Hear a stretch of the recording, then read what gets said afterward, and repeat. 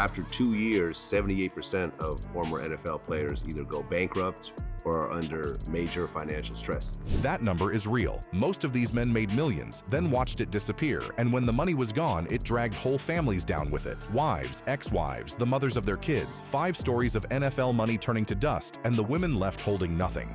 Julie Romanowski. Bill Romanowski was one of the most feared linebackers to ever play. 4 Super Bowl rings, the kind of name that filled stadiums. His wife Julie stood right next to him through all of it, the good years and the spending. Back in 2008, they were still living that life, dressing up for charity galas and talking about giving back. To be able to use, the fame that we get to make a difference in people's lives. Sounds beautiful, right? But here is the thing about that fame and that money. According to USA Today's reporting, it did not last. In 2024, Bill and Julie filed for Chapter 11 bankruptcy together, and it later got converted to Chapter 7, which is the kind where they start selling off what you own. This was not just Bill's mess either. Julie was a co-filer and a co-defendant, her name on the paperwork right beside his. The reason was ugly. The Department of Justice and the IRS came after the couple saying they owed more than $15.5 million in unpaid back taxes, penalties, and interest. That is not a typo. The lawsuit claimed they used their nutrition company, Nutrition 53, to dodge what they owed, running personal stuff like rent, groceries, and spa visits through the business accounts like it was company spending. The company filed bankruptcy too. What makes this one hurt is the timing. This all blew up years after Bill stopped playing. Long after the cheering ended, the career was over, the checks had stopped, and the tax bill was still sitting there growing. Julie did not get pulled in by some messy divorce or a child support fight. She was tied to it directly, as a partner in everything, the good and the catastrophic. Think about what that means for her. She was not a bystander who could point at her husband and walk away clean. Her name was on the company, on the filings, on the debt. When the IRS comes knocking with a number that big, there is no separating yourself from it. One day you are at a gala talking about feeding families, and years later the government is trying to take your house. That is how fast it turns. Babette Kosar. Bernie Kosar is a Cleveland legend, the quarterback who gave that city its hope. But the man who married Babette and the man Babette divorced were 2 very different people.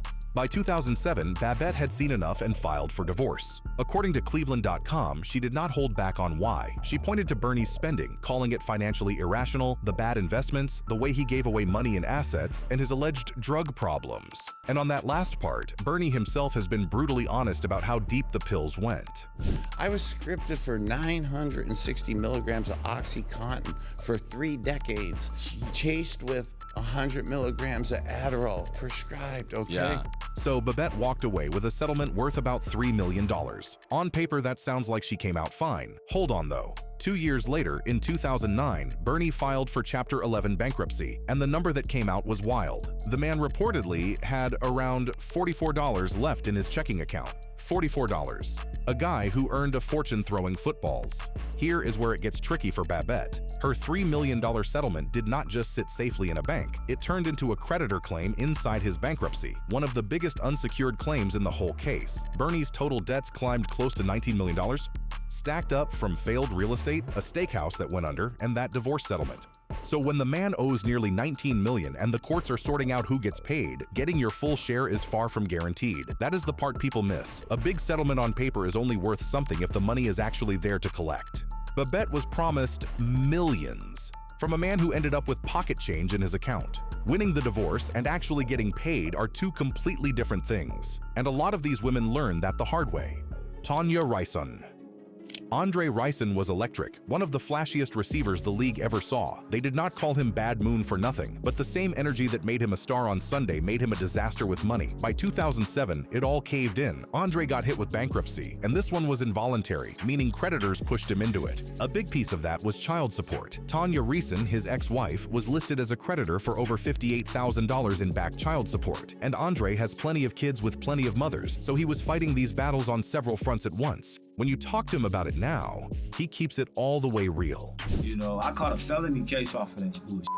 I done paid millions in child support. The lifestyle behind the collapse was something else. According to reports on his finances, Andre burned through close to $19 million on things like 50 or more luxury cars, jewelry, and nightclubs. ESPN even featured him in their Broke documentary, where he sat there and broke down exactly how he mismanaged it. Now, here's the honest part for Tanya and the other mothers. They were not filing their own bankruptcies. They were stuck in long court fights trying to get the support they were owed, sometimes having to force the bankruptcy just to get a shot at whatever pension or assets were left. When a man with that many kids burns through $19 million, there is not much left to chase. The kids and the mothers feel that emptiness directly. So while Andre is the famous name, the people quietly squeezed were the families depending on that support. He admits he loves his kids and provided for them, and you can hear it in his voice. But the math is the math. The money was gone, and the people owed were left fighting for scraps in a courtroom. Clinton Portis's ex-partners. Clinton Portis ran the ball like few ever have. A star, running back with the money and the fame to match. But CP's story is maybe the clearest example of how one man's spending can crush several families at the same time. In 2015, Portis filed for bankruptcy with millions in debt. Buried in that filing was $412,000 in domestic support owed to 4 different women. On top of that, he had IRS problems, casino losses, and investments that went nowhere. One of those support cases got so bad he caught contempt charges for not paying, with the back amount sitting around $148,000. Where did the money go? CP has admitted to spending big on houses, cars, and women, while financial advisors he trusted allegedly mismanaged what was left, costing him homes, and the bottom fell out completely when he ended up pleading guilty to healthcare fraud and getting sentenced. He sat down and talked about that moment. Recently, you were sentenced to 6 months in jail. You ended up pleading guilty to healthcare fraud. Who were those affected? His baby mamas, LaShundra Jones, Jamila Wade, and one other unnamed woman. So picture being one of those women. You have got a court order saying you are owed support for your kids, but the man it is coming from is drowning in debt, hiding assets, fighting the IRS, and heading toward prison. That order is just a piece of paper if there is no money behind it. According to the reporting on his case, his exes and partners were stuck in enforcement battles, chasing payments that kept not coming. That is the pattern with these guys. The more relationships and the more kids, the more families get pulled under when it all collapses. And it is not like these women had any control over how he spent it. They built their lives and their kids' lives around the promise of that support, then watched the man behind it spiral while the courts shrugged. CP was not taking care of one household. He had several depending on him, and when his money disappeared, every single one of them felt it. The kids and their mothers paid for choices they never made. Jasmadia Schafering. The first 4 stories all have court filings and big numbers. This last one is different, and honestly, it might be the most relatable. Jasmadia Schafering was not married to a Hall of Famer. She was a regular NFL wife, what people call a WAG, and she has been open about how shaky that life really is once the lights go off.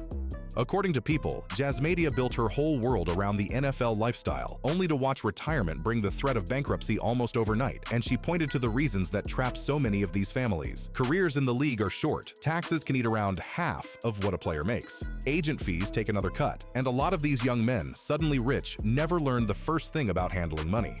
Her husband retired, then dealt with health issues, and the family slid into that fast post-career decline that hits so many. She described the cruel illusion of it all, how you feel like a millionaire for a few years, and then watch it slip away because of short careers, constant moving, and zero real planning.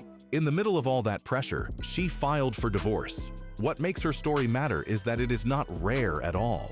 She is basically describing what the Broke documentary warned about, that huge share of players hitting financial trouble within just a few years of leaving the game. Most of these wives never see it coming because nobody teaches them. They marry into what looks like permanent wealth and nobody mentions how quickly it can vanish. So she is not a cautionary tale about greed or fraud. She is a warning about how fragile the whole thing is. You can do everything right, marry a good earner, live well, and still end up watching it crumble because the system around these players sets families up to fall. That is the quiet version of going broke, and it happens way more than people think. So here is what I want to know from you.